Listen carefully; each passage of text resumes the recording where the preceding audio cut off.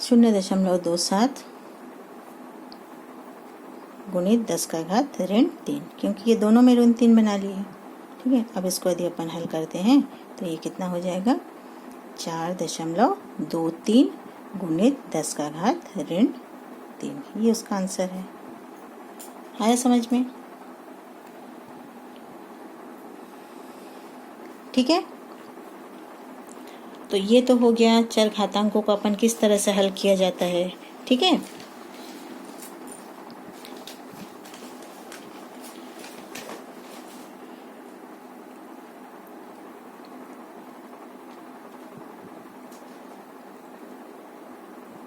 यहाँ पर देखो एक आध भाग का एग्जाम्पल और देख सकते हो कैसे अपन भाग कर सकते हैं, या फिर आप लोग इसको घर से बना के, मेरे को होमवर्क है ना, ये होमवर्क है, मान लो होमवर्क 1.5 गुणित 10 का घात ऋण 7। ठीक है, भागित क्या है, 2.5 गुणित 10 का घात ऋण 19। इसको कैसे करोगे आप लोग करके बताना। ठीक है, इसका आंसर कितना आएगा, इसका आंसर आ जाएगा, इसका जो आंसर है इसका आंसर आना चाहिए 6 गुणित 10 का घात 11। ठीक है, कैसे आएगा बताना है कि कर लोगे आप लोग, कर लोगे कि बताऊं? देखो ये थोड़ा सा कॉम्प्लिकेटेड है, ऐसा कुछ वो नहीं है। यदि अपन यहाँ पर पॉइंट को हटा देंगे, है ना, पॉइंट को पहले हटाओ तो यहाँ पर कितना हो जाएगा, 3 से इसको 5 से काटो तो यहाँ पर आ जाएगा 3, इसको अपन काटेंगे तो यहाँ पर आ जाएगा 5, है कि नहीं? तो ये हो जाएगा 3/5, 3/5 गुणित 10 का घात कितना हो जाएगा, ऋण 7, और इसमें ऊपर जाएगा तो ये कितना हो जाएगा, ऋण 19। तो 3/5 मतलब कितना होता है, 0.6 गुणित कितना हुआ, 10 का घात, यहाँ पर देखो ऋण 7, ऋण ऋण कितना हो गया, धन 19।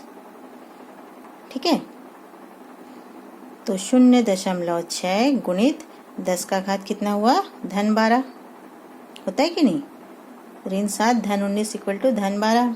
ठीक है, अब ये दशमलव को अपन को कहाँ ले जाना है, इस तरफ ले जाओ, तो अपन कितना हो जाएगा, दशमलव इधर गया तो कितना हो जाएगा, घट जाएगा ना, तो 6 गुणित 10 का घात 11 हो गया। ठीक है, ये हुआ आंसर। तो इस तरह से और भी आप लोग थोड़ा सा प्रैक्टिस करना। ठीक है, तो शायद आप लोग को समझ में आ गया होगा, आ गया है।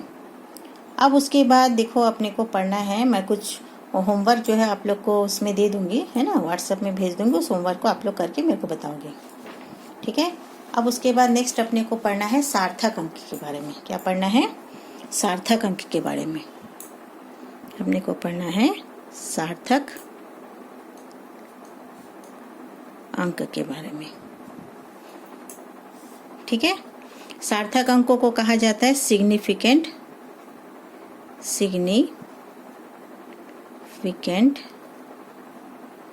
नंबर या फिगर, FIGURES फिगर्स। ठीक है, सिग्निफिकेंट फिगर्स के बारे में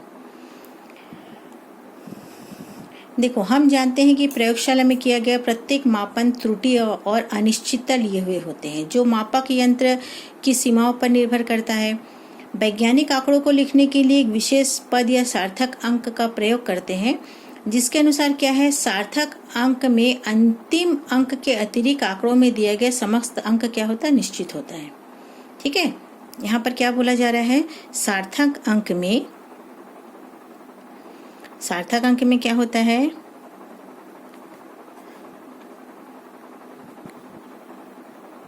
सार्थक अंक में अंतिम अंक के अतिरिक्त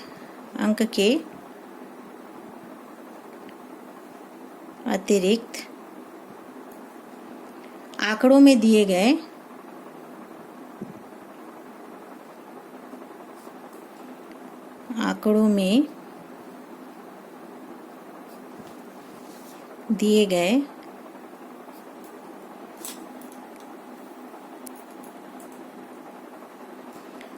में दिए गए समस्त अंक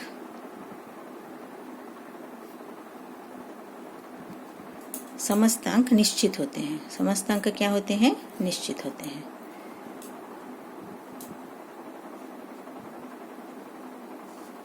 निश्चित होते हैं। ठीक है। अब उदाहरण के लिए मान लो मापक पैमाने पर 11.64 पाठ्यांक मापा गया है, तो हमारे पास कुल कितने सार्थक अंक है? 4 सार्थक अंक है। इसमें से छह निश्चित अंक है तथा अंतिम 4 अंक अनिश्चित या संदेहपूर्ण अंक होता है। ठीक है। तो यहाँ पर किसी सार्थक अंक को लिखने के लिए, है ना, किसी सार्थक अंक को लिखने का नियम है। पहले तो ये नियम को अपने को देखना पड़ेगा।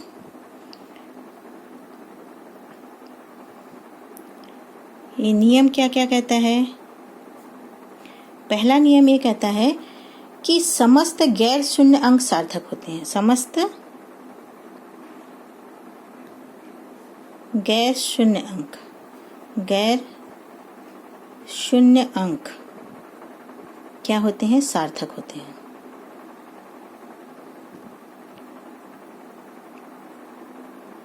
सार्थक होते हैं।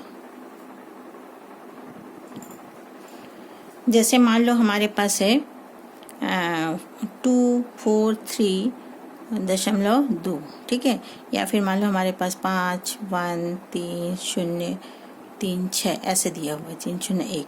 इसमें एक भी देखो शून्य नहीं है। इसमें एक भी अंक शून्य है क्या? तो इसमें कितने अंक सार्थक हो गए? 1, 2, 3। इसमें कितने सार्थक अंक हो गए? इसमें टोटल सार्थक अंकों की संख्या कितनी हो गई? इसमें 3 हो गई। ठीक है। इसमें कितने अंक है? एक भी शून्य नहीं है। गैर शून्य अंक बोले ना, तो 1, 2, 3, 4, 5। इसमें भी एक भी शून्य नहीं है। ठीक है। तो इसमें कितने सार्थक अंक हो गए? टोटल 5। 1, 2, 3, 4, 5। तो इसमें भी 5 हो गए। ठीक है। दूसरा नियम क्या कहता है? दूसरा नियम क्या कहता है कि दो गैर शून्य अंकों के मध्य, दो गैर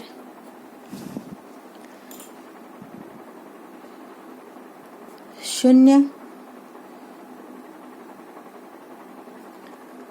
अंकों के मध्य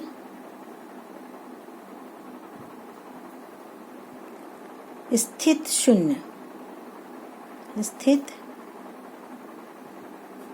शून्य सदैव सार्थक होता है। सदैव सार्थक होता है।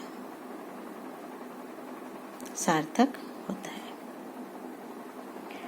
जैसे उदाहरण के लिए मान लो ये हम लिख रहे हैं 2.03, ठीक है, और ये मान लो है 9.90.004। ठीक है। अब इसमें देखो टोटल कितने सार्थक अंक दिख रहा है? ये दो अंक के बीच में दो गैर शून्य अंक, तो यहाँ पर 2 और 3 क्या है? गैर शून्य अंक हुआ। और उसके बीच में शून्य कितने? एक शून्य है, तो इसको अपन सार्थक मानेंगे। ठीक है। तो इसको अपने को क्या मानना? सार्थक मानना। यहाँ पर भी दो गैर शून्य अंक देखो, 4 है, 9 है और 4 है। ये दो गैर शून्य अंक है, लेकिन इसके बीच में क्या है? 3 शून्य है, तो इसको अपन सार्थक मानेंगे। ठीक है। तो यहाँ पर कितने टोटल सार्थक अंक हुए? 1, 2, 3। तो यहाँ पर सार्थक अंकों की संख्या कितनी हुई? टोटल 3। यहाँ पर कितना? 1, 2, 3, 4, 5। तो यहाँ पर सार्थक अंक की संख्या कितनी हुई? 5। ठीक है। समझ में आ रहा है? तो यदि दो गैर शून्य अंक हैं, जैसे यहाँ पर मान लो हम लिखते हैं 1, 1, 3, 0, फिर 2, फिर 0, फिर 3। ठीक है। तो यहाँ पर ये सब क्या है? गैर शून्य अंक है। 1, 1, 3, इसमें शून्य नहीं है ना। 2, 3 ये सब गैर शून्य अंक है। इसके बीच में शून्य आ गया, तो इसको अपन अब सार्थक अंक के रूप में गिनना है। तो यहाँ पर कितने अंक हो गए? 1, 2, 3, 4, 5, 6, 7। तो यहाँ पर 7 सार्थक अंक हो गए। यहाँ जब दो गैर अंकों शून्य अंक के बीच में यदि शून्य आ जाता है तो उसको सार्थक अंक में अपने को काउंट करना है। ठीक है। समझ में आ गया?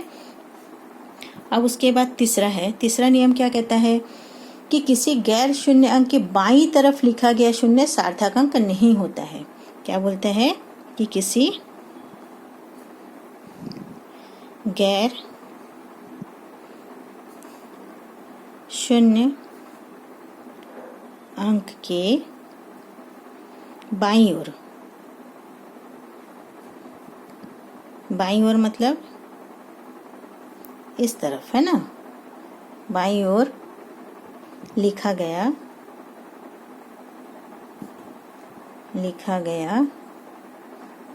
शून्य क्या नहीं होता है, सार्थक नहीं होता।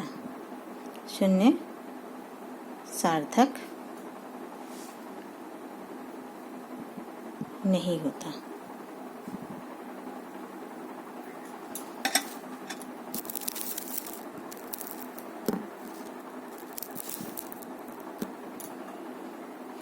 जैसे उदाहरण के लिए अब बाईं ओर लिख रहे हैं, जैसे मान लो हमारे पास है 0.721, ठीक है, कितना दे रहा है 0.721, ठीक है। अब यहाँ पर देखो इसमें कितने सार्थक अंक है, इस तरफ को ये वाले शून्य को अब सार्थक अपन नहीं मानेंगे, ठीक है, क्योंकि ये बाईं तरफ है। तो यहाँ पर कितने सार्थक अंक हो गए, 1 2 3, केवल कितने सार्थक अंक हुए इसके पास 3। इसको सार्थक अंक नहीं मानेंगे। यहाँ पर ये इसको भी सार्थक अंक मांग रहे थे, लेकिन इसको अपन सार्थक अंक नहीं मानेंगे। इसको अपन सार्थक अंक मान रहे थे, इसको मान रहे थे, ये सब शून्य को सार्थक अंक मानना है, ठीक है, लेकिन इस शून्य को अपन सार्थक अंक नहीं मानेंगे, इसलिए यहाँ पर टोटल सार्थक अंकों की संख्या कितनी हुई 3, ठीक है। उसी तरह से मान लो हमारे पास है 0.002। अब देखो 2 के इस तरफ कितने, बाईं ओर कितने शून्य हैं, तो इसको भी अपन सार्थक अंक नहीं मानेंगे, ठीक है, ना तो इसको मानेंगे, इसको नहीं मानेंगे, इसको भी नहीं मानेंगे, इसको भी नहीं मानेंगे सार्थक अंक, क्योंकि ये बाईं ओर है। समझ में आ रहा, क्योंकि ये बाईं ओर है। तो यहाँ पर कितनी हो गई सार्थक अंकों की संख्या 1। यहाँ पर टोटल कितने हैं सार्थक अंक हुआ, क्या ले 1, ठीक है, आया समझ में। उसी तरह से यदि मान लो हमारे पास है 0.014, ठीक है, तो यहाँ पर भी देखो ये इस तरफ बाईं ओर शून्य है ना, ये बाईं ओर है, तो इसको भी सार्थक नहीं मानेंगे, इसको भी सार्थक। तो यहाँ पर टोटल कितने सार्थक अंक हुए, खाली 2, ठीक है। अब उसके बाद है नियम 4। उसके बाद नियम 4 क्या कहता है कि नियम 4 ये कहता है कि यदि मान लो, नियम 4 क्या कहता है कि समस्त शून्य जो दशमलव बिंदु के दाहिनी तरफ आता है, शून्य जो कहाँ पर आता है, दशमलव बिंदु के दाहिनी ओर आता है, दाहिनी ओर आते हैं। दाहिनी ओर मतलब अब कौन सी ओर हो गई, इस तरफ, हाँ, आते हैं, वो सार्थक होते हैं, वे सार्थक होते हैं, ठीक है।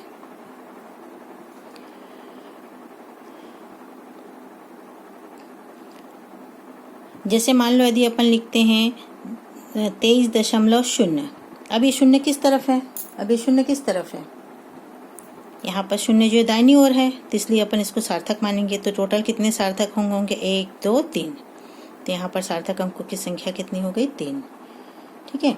उसी तरह से मान लो हमारे पास और भी है 11.00000 ऐसा लिखा हुआ है, ठीक है।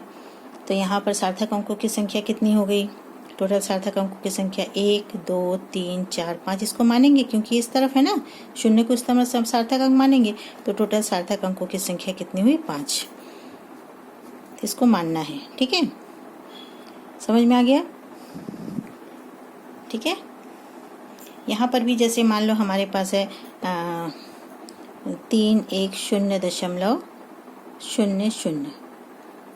कितने सार्थक अंक हो गए, इसको शून्य को मानना है क्योंकि ये इस तरफ जो भी शून्य है उसको अपने को मानना है। तो ये हो गया 1 2 3 4 5 6, तो सार्थक अंकों की संख्या कितनी हो गई 6, ठीक है। अब उसके बाद देखो सार्थक अंकों को जोड़ना और घटाना, कैसे अपन सार्थक अंकों को जोड़ते हैं और घटाते हैं, ठीक है।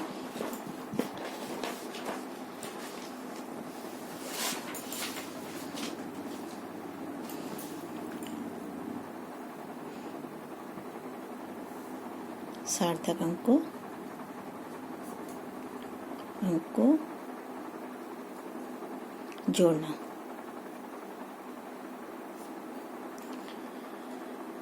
तो यहाँ पर देखो न्यूनतम स्थान वाली संख्या को क्या करना है, हमको गणना में लेना है। सबसे पहले देखो हमारे पास है, मान लो एग्जाम्पल देखोगे तो तुमको समझ में आ जाएगा।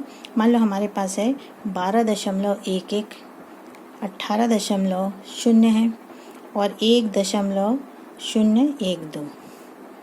ठीक है। अब यहाँ पर देखो हमारा आंसर, इसको अपन यदि जोड़ते हैं इन तीनों को, है ना, इन तीनों को यदि अपन जोड़ेंगे तो दशमलव को बराबर में रख के पहले तो हम इसको इस प्रकार से जमा लिए। यहाँ पर दशमलव के बाद कितने अंक है, दशमलव के बाद यहाँ पर देखो दशमलव के बाद 2 अंक है, इसमें दशमलव के बाद 1 अंक है, इसमें दशमलव के बाद कितने अंक है, 3 अंक है। लेकिन इसको जब अपन जोड़ेंगे तो इसका आंसर कितना होगा, यहाँ हो गया 2, यहाँ पर 1 और 1 कितना हो गया 2, 0 0 1 1, फिर ये दशमलव का दशमलव हो गया 8 9 10 11, 1 हो गया 1 2 3। ठीक है। लेकिन यहाँ पर अपन को आंसर जो है, अपने को परिणाम कैसे लिखना है, ये परिणाम नहीं लिखना। अपने को परिणाम कैसे लिखना है, यदि सार्थक अंक के रूप में लिखेंगे तो परिणाम अपने को क्या लिखेंगे, क्योंकि ये वाला जो है इसमें देखो दशमलव के बाद 1 अंक तक का जो सबसे कम वाला दिया, जो न्यूनतम स्थान वाली संख्या है ना, उसी के हिसाब से अपने को लिखना है, जो न्यूनतम स्थान वाला है ना, न्यूनतम। तो यहाँ पर दशमलव के बाद 2 है, दशमलव के बाद 1 अंक है, उसके बाद दशमलव के बाद 3 है ना, दिख रहा है ना। तो अपने को दशमलव के बाद 2 वाला नहीं लिखना है, अपने को क्या करना है, दशमलव के बाद 1 वाला, क्योंकि लास्ट वाला जो न्यूनतम वाला है, न्यूनतम स्थान वाला जो है, उसमें दशमलव के बाद केवल एक स्थान तक संख्या दिख रहा है, सार्थक अंक। ठीक है। तो इसलिए अपने को लिखना है यहाँ पर 31.1 लिखना है। ठीक है, समझ में आया। इस प्रकार से अपने को लिखते हैं। अपने को 31.122 भी नहीं लिखना है, क्योंकि यहाँ पर न्यूनतम वाला जो स्थान होता है उसको लिया जाता है। उसी प्रकार जैसे मान लो घटाते हैं, है ना, जैसे घटाना है तो एक एग्जांपल जैसे 24.473 दिया है, यहाँ पर दिया है मान लो 12.11 दिया है। तो यहाँ पर न्यूनतम कितना है, इसमें दशमलव के बाद 1 2 3 4 अंक तक है, और इसमें दशमलव के बाद 2 ही अंक तक है। ठीक है। तो अपने को कितने अंक तक करना है, यहाँ पर देखो इसको यदि अपन हल करते हैं, 0 हो गया, 3 हो गया, ये 6 हो गया, ये 3 हो गया दशमलव, ये 2 और ये हो गया 1। ठीक है। लेकिन अपने को परिणाम में कौन सा लिखना है, इसमें 2 अंक तक है, तो अपने यहाँ पर 2 अंक तक है ना, इसमें 4 अंक वाला नहीं लेना है, जो सबसे कम वाला है, तो अपने को 2 अंक तक ही लेना है, मतलब यहाँ तक का लिखना है। ठीक है। तो अपन परिणाम में क्या लिखेंगे, 12.36 लिखेंगे। ठीक है, बात समझ में आ रही है, 12.36 लिखना है।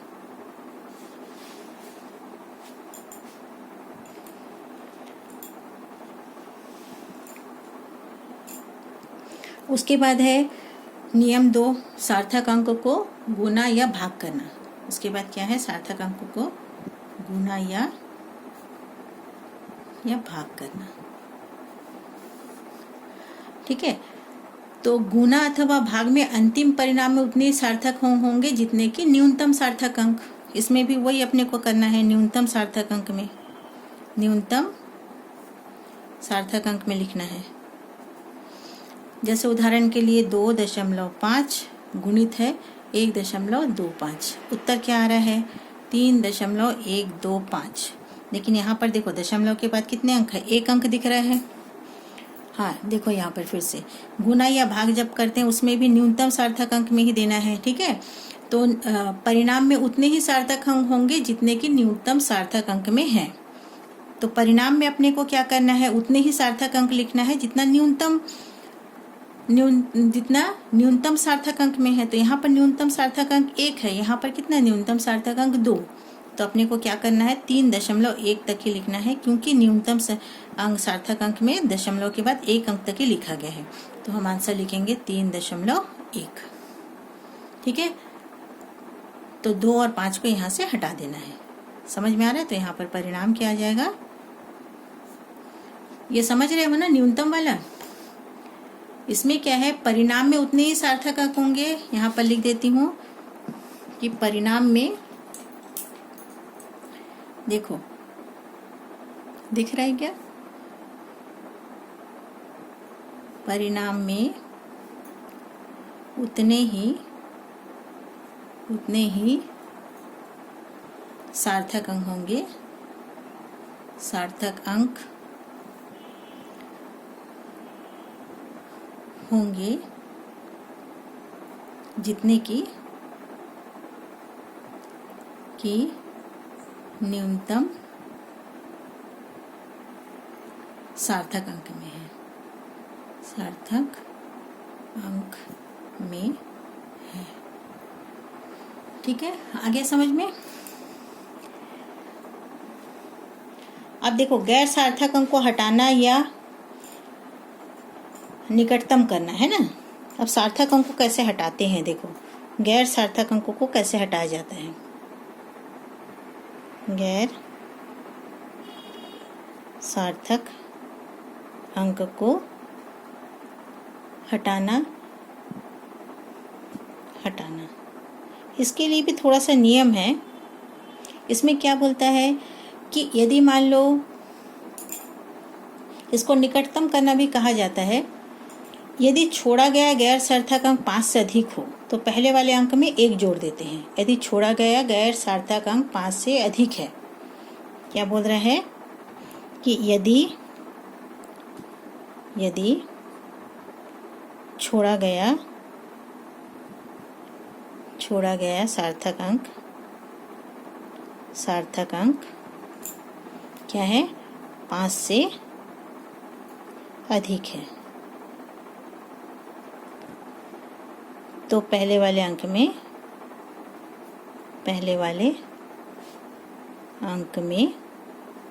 1 जोड़ देते हैं। जैसे उदाहरण के लिए मान लो 12.06 है। ठीक है, अब यदि मान लो अपने को क्या करना है, 6 को छोड़ना है। ठीक है, तो अपन क्या बोलेंगे, 12, तो अपन क्या लिखेंगे, इसको 6 को यदि छोड़ना है क्योंकि ये 5 से ज़्यादा है, अंक जो है 5 से क्या है, ज़्यादा है ना 6, तो अपन इसको लिखेंगे 12.1 लिखेंगे। ठीक है, यदि मान लो 6, जैसे यहाँ पर 2 5 को छोड़े हैं ना, ठीक है ना, उसी प्रकार यहाँ पर यदि 6 है, इसको यदि अपने को छोड़ना है, ठीक है, छोड़ने में यदि आता है तो फिर यहाँ पर पहले वाले अंक में 0 में 1 नंबर जोड़ देंगे तो कितना होगा, 0-1 1 हो जाएगा। अब यदि छोड़ा गया 5 से कम है, मान लो क्या है, 5 से कम है। ठीक है, उदाहरण के लिए मान लो 24.123। यदि मान लो अपने को यहाँ को 3 को हटाना है, जैसे यहाँ पर किसको छोड़े, अपन 6 को छोड़े जो कि 5 से क्या है, अधिक है, इसलिए यहाँ पर 1 को जोड़ दिए, यहाँ पर क्या किए, 1 को जोड़ दिए। ठीक है, अब यदि यहाँ पर मान लो अपने को 3 को छोड़ना है ना, लेकिन 3 क्या है, 5 से क्या है, कम संख्या है ना, तो अपने को उसके पहले वाले में क्या करना है,